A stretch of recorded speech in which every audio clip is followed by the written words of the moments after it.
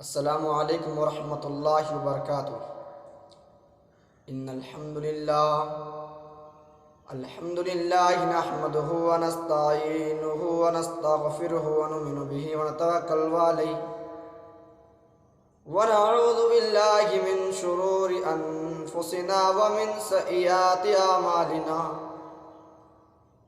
من يهد الله فلا مضل له ومن يضلل فلا هادي له واشهد ان لا اله الا الله وحده لا شريك له واشهد ان محمدا عبده ورسوله اما بعد فان خير الحديث كتاب الله وخير الهدي هدي محمد صلى الله عليه وسلم وشر الأمور محدثاتها وكل محدثة بدعة وكل بدعة ضلالة وكل ضلالة في النار.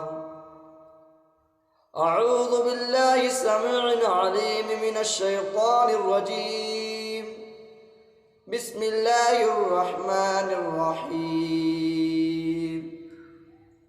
ولا تهنوا ولا تحزنوا وأنتم الأعلون إن كنتم مؤمنين.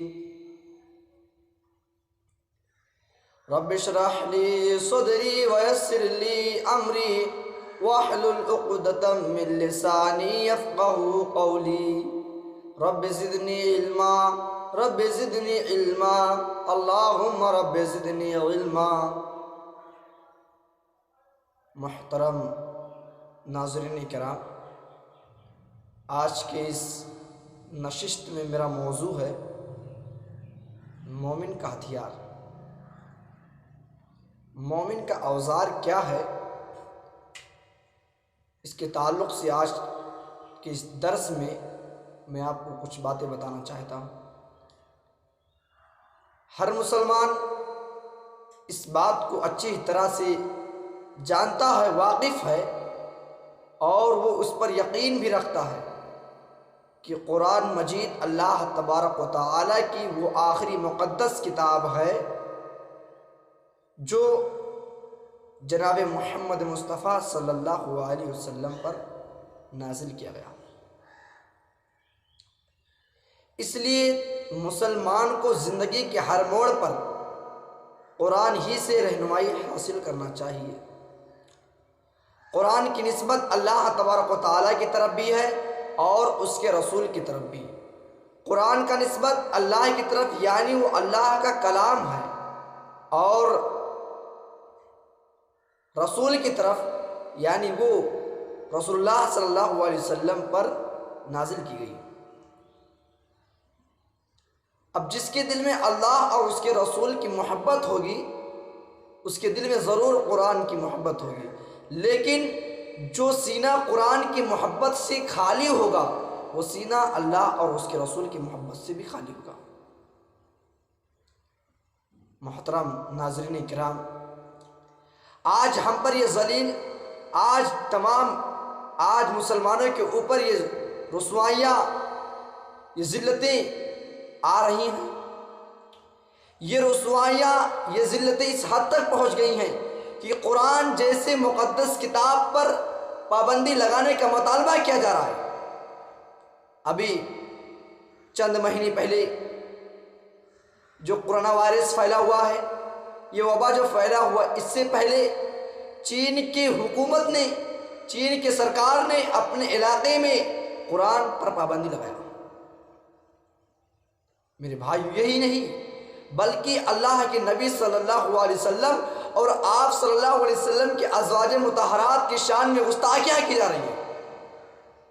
اور آج اپنے ملک ہندوستان نہ صرف ہماری تہذیب، ہماری زبان، ہمارے اسلامی ادارے، مدارس، ہمارا پرسنل لا، ہماری عبادت گاہیں، ہمارا وجود، یہ ساری کی ساری چیزیں خطرے میں نظر آ رہی ہے.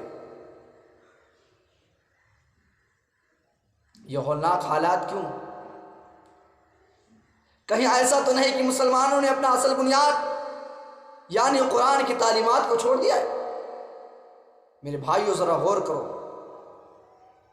کہ آم کے ڈالی میں ایک آم کا پھل لگا ہوا، اچانک وہ پھل ٹوٹ کر گر جاتا ہے، اس ڈالی سے ٹوٹتا ہے اور زمین پر گر جاتا ہے۔ آخر کیوں وہ زمین پر گرتا ہے؟ اس آم کو، اس پھل کو آسمان کی طرف جانا چاہیے، آسمان اس پھل کو اپنی طرف کیوں نہیں کھینچتا ہے؟ ذرا ہم غور کریں میرے بھائیوں۔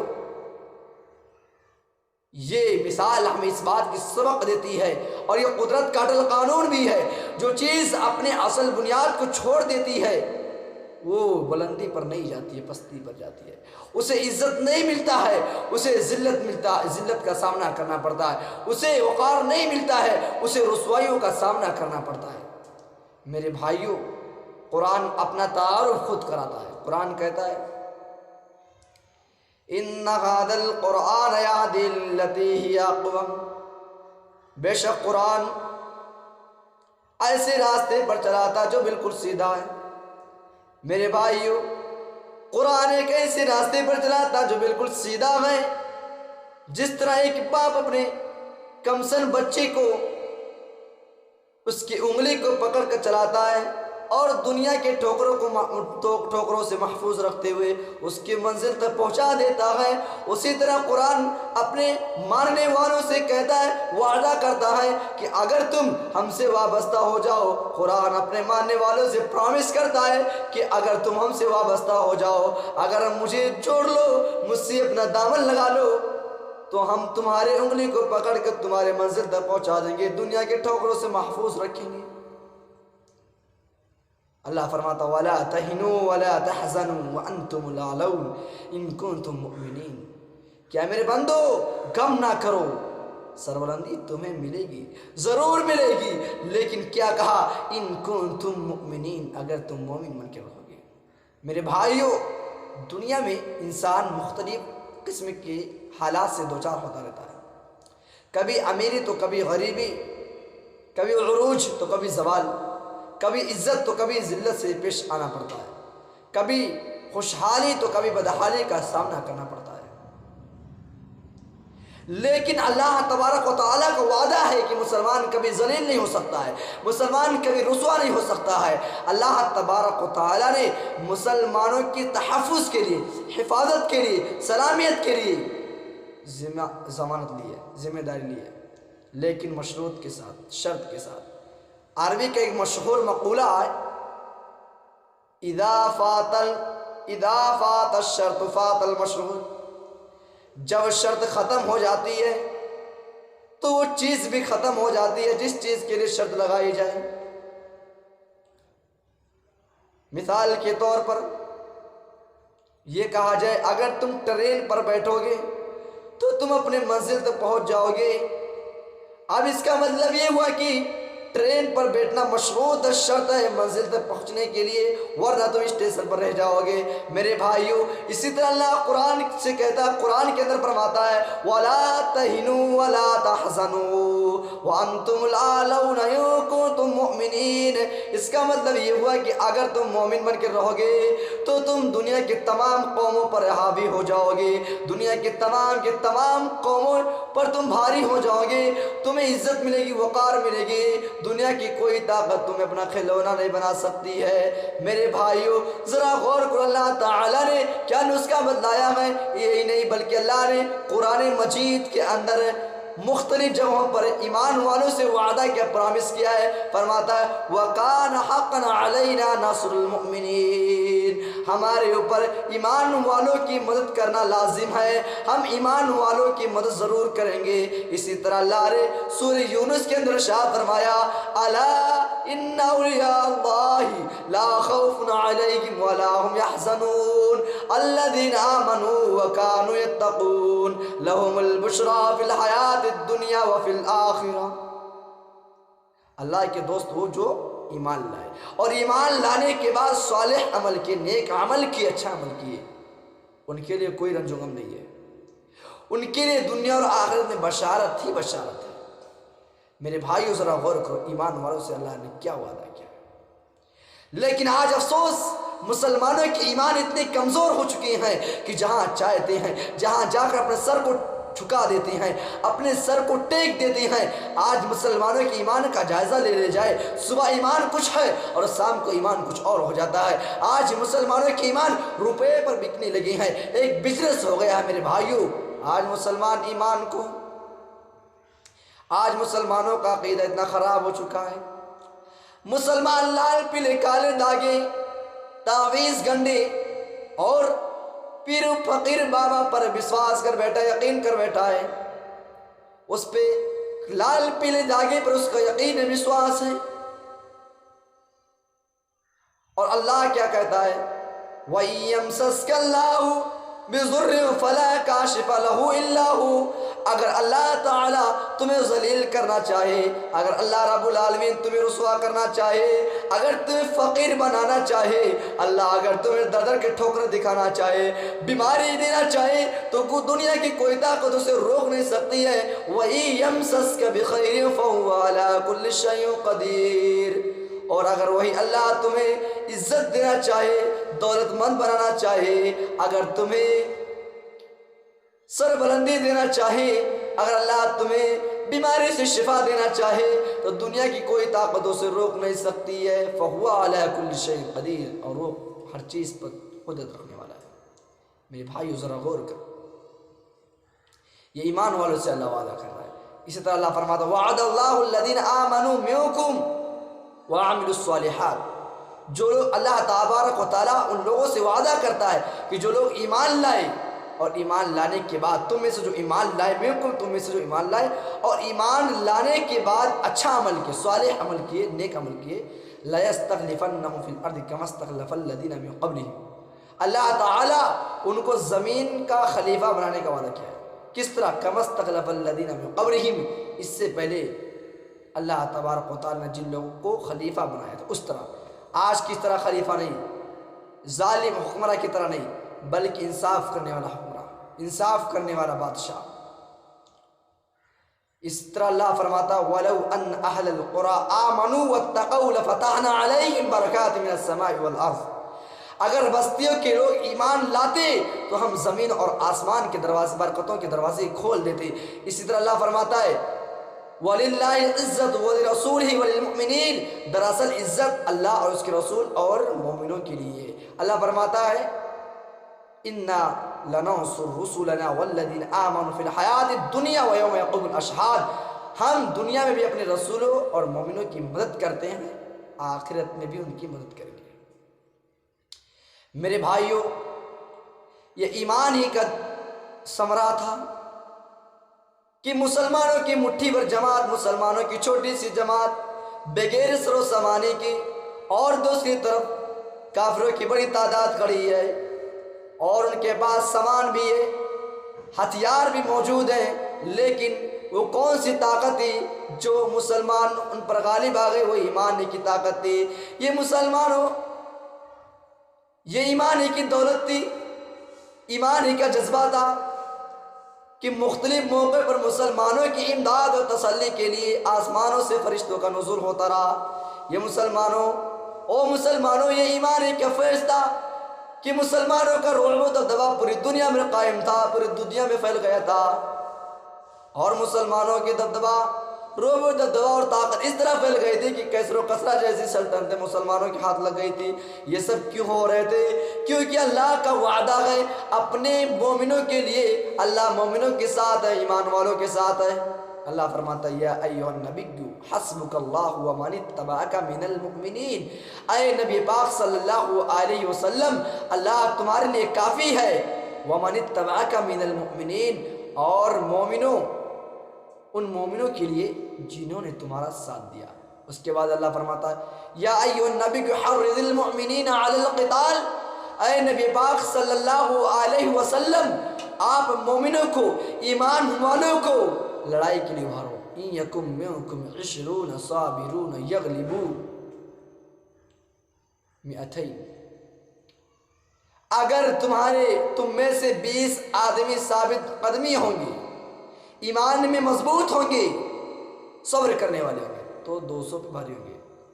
وَإِن يَكُن مِّنكُم مِّائَةٌ أَلْفٌ مِّنَ الَّذِينَ كَفَرُوا بِأَنَّهُمْ قَوْمٌ لَّا يَفْقَهُونَ، اے نبی اگر تمہارے پاس 200 آدمی ہوں گے اور 200 ایمان والے ہوں گے، ایمان میں مضبوط ہوں گے، تو 1000 منکروں پر 1000 کافروں پر غالب آ جائیں گے۔ بِأَنَّهُمْ قَوْمٌ لَا يَفْقَهُونَ، کیونکہ وہ سمجھ رکھنے والے نہیں ہیں۔ میرے بھائیوں، ایمان اور یقین دراصل انسان کی اصل طاقت ہے۔ ایمان ایک ایسا عقیدہ ہے کہ بغیر ہتھیار والے کو ہتھیار والا بنا دیتی ہے۔ آپ جنگ بدر کے واقعے کو اٹھائیے اور پڑھیے، کتنے آدمی تھے؟ 313 یا 14، اور سامنے ہزاروں کی تعداد بغیر سر و سامان کے موجود ہیں، لیکن ایمان کا جذبہ تھا، ان کے اندر ایمان تھا، ان کا ایمان پختہ تھا۔ میرے بھائیوں، جب ایک آدمی کلمہ پڑھتا ہے لا الہ الا اللہ محمد رسول اللہ، کہ نہیں یہ تیرے سوا کوئی معبود اور محمد صلی اللہ علیہ وسلم اس کے رسول ہے، گویا کہ وہ آدمی اپنے سنجیدہ دل سے اس بات کے اقرار کرتا ہے کہ میں مر جاؤں گا، مٹ جاؤں گا، ختم ہو جاؤں گا، اپنی زندگی کو برباد کر سکتا ہوں، لیکن اللہ کے ساتھ کسی اور کو شریک نہیں کر سکتا۔ یہ ہوئی بات۔ اور دوسری طرف جب رہنمائی حاصل کرنے کی بات آتی ہے تو کسی پیر، کسی فقیر، کسی بابا کی رہنمائی نہیں حاصل کرتا، بلکہ کسی امام کے پاس نہیں جاتا۔ اگر امام کے پاس جاتا ہے تو جناب محمد رسول اللہ صلی اللہ علیہ وسلم کے پاس جاتا ہے، نبی کے سنت کو اپناتا ہے، نبی کے اخلاق، نبی کی سیرت کو دیکھتا ہے۔ جب کوئی شخص ایسا مومن بنتا ہے تو اللہ اس کے لیے کافی ہو جاتا ہے۔ میرے بھائیوں، اللہ تعالیٰ نے قرآن مجید کے اندر حضرت موسیٰ علیہ السلام کی مختلف جگہوں پر واقعات پیش کیے۔ انہی میں سے ایک واقعہ حضرت موسیٰ اور فرعون کے جادوگروں کے مقابلہ کا واقعہ ہے۔ فرعون نے حضرت موسیٰ علیہ السلام کے مقابلے کے لیے وقت کے بڑے بڑے تمام جادوگروں کو اکٹھا کر لیا، جمع کر لیا۔ دن طے ہو گئی، تاریخ مقرر کر دی گئی، اور لوگ اس دلچسپ واقعے کو دیکھنے کے لیے فرعون کے محل میں اکٹھا ہو گئے، جمع ہو گئے۔ مقابلہ شروع ہونے سے پہلے، کمپٹیشن شروع ہونے سے پہلے، فرعون کے جادوگروں نے فرعون سے کہا اِنَّا لَنَا لَأَجْرًا یوں کُنَّا نَحْنُ الْغَالِبِينَ، حضور اگر ہم کمپٹیشن میں، موسیٰ سے کمپٹیشن میں جیت جاتے ہیں تو ہمیں مزدوری ملے گی کہ نہیں؟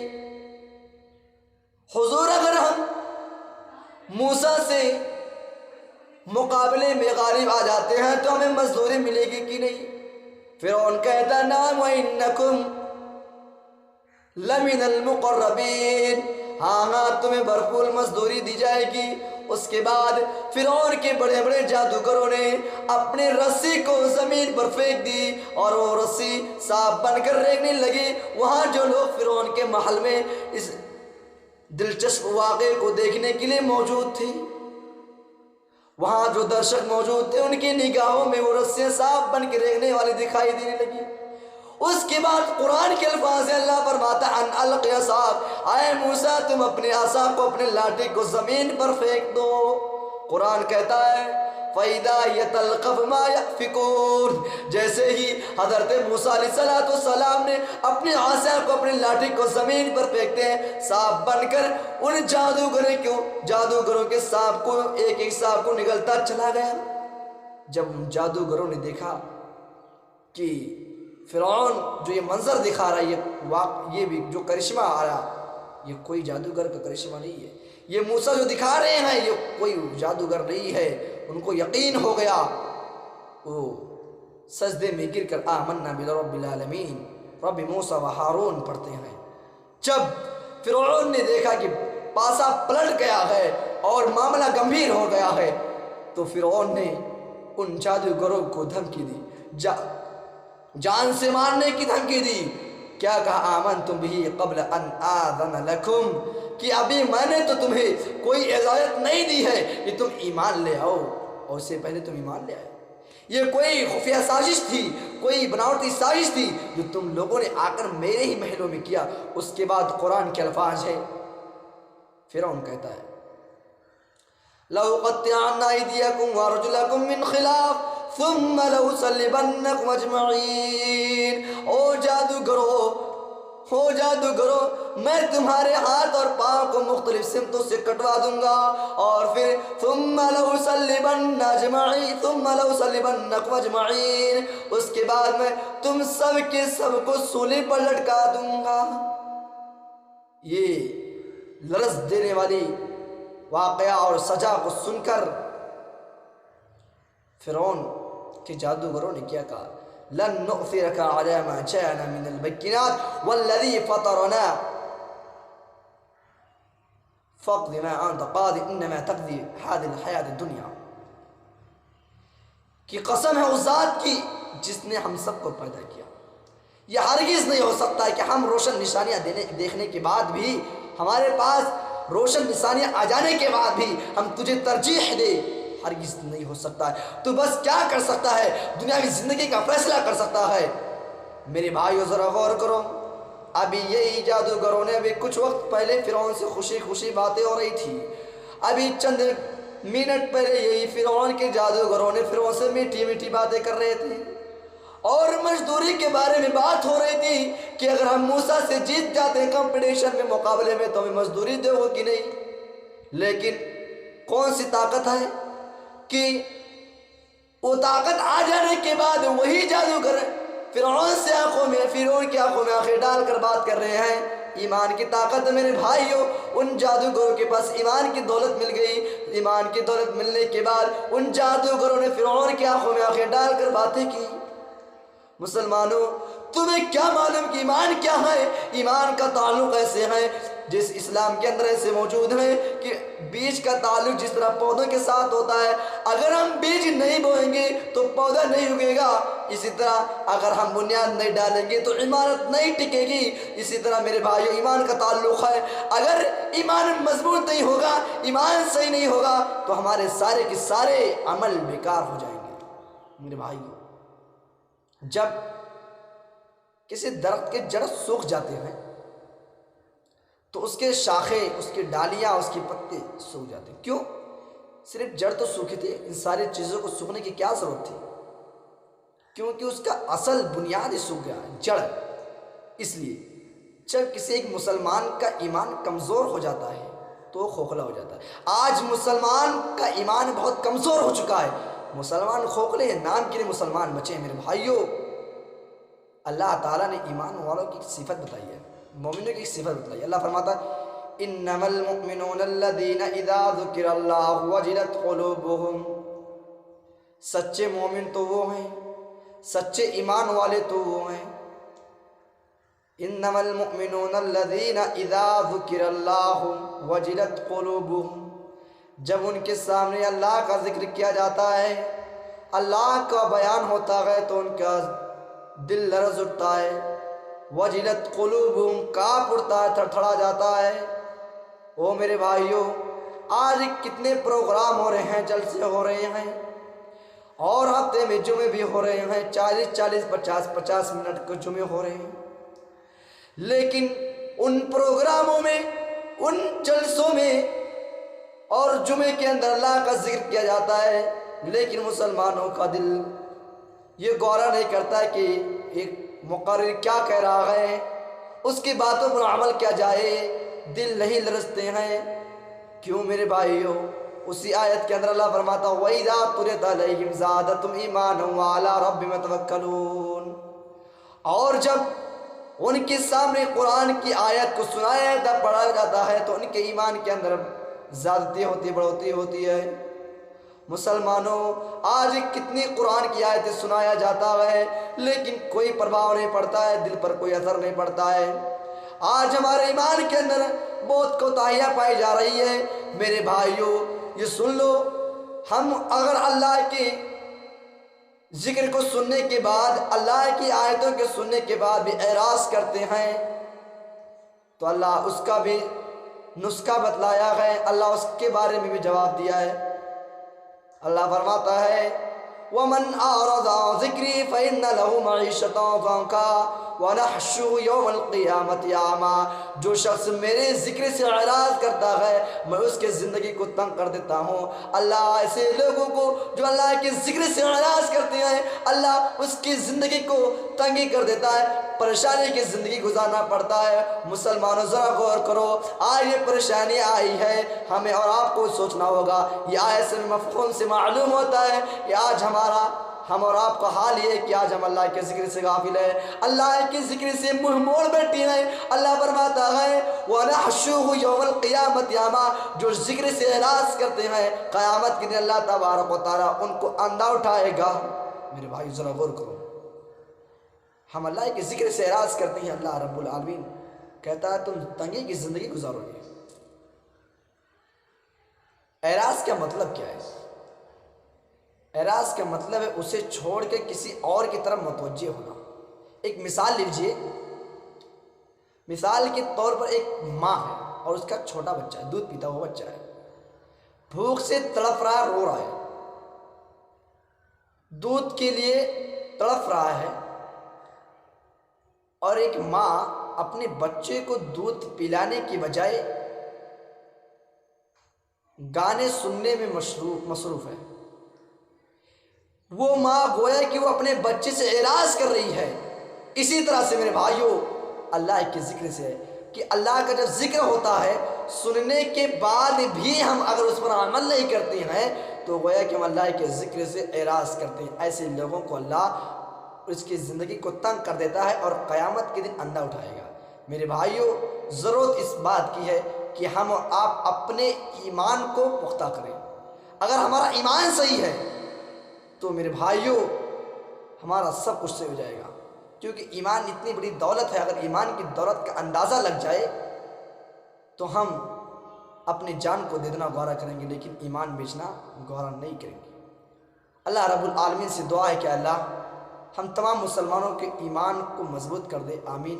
وآخر دعوانا الحمدللہ رب العالمین، السلام علیکم ورحمۃ اللہ وبرکاتہ۔